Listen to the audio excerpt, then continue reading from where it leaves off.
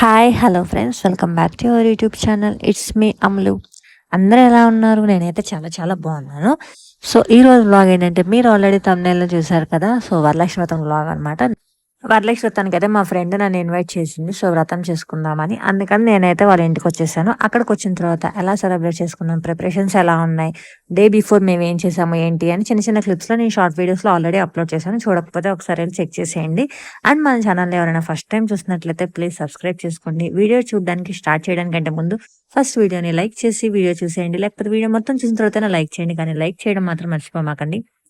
మనకి లైక్స్ ఎక్కువ వస్తే కొంచెం వీడియో పుష్ చేస్తుంది అనమాట యూట్యూబ్.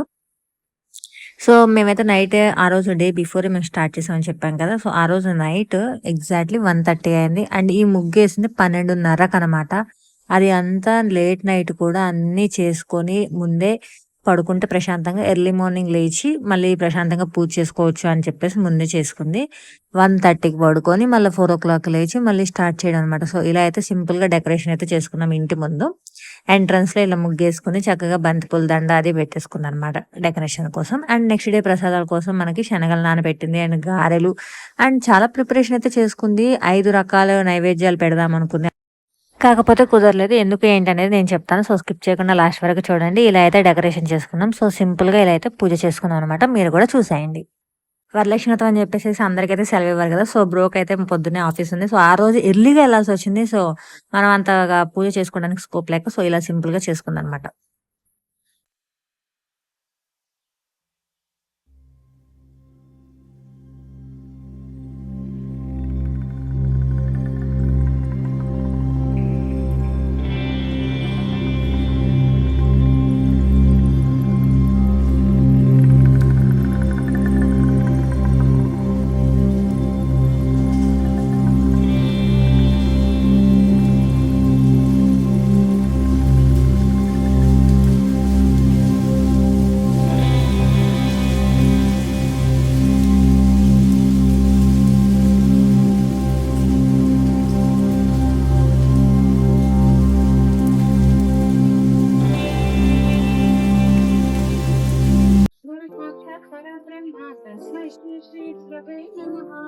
सरस्वती नमस्तुभ्यं वरदे कामरूपिणि विद्यारम्भं करिष्यामि सिद्धिर्भवतु किशन् पद्मपत्रविशालाक्षि सामां पापसरस्वती भगवती बालकी विश्वेश्वरा.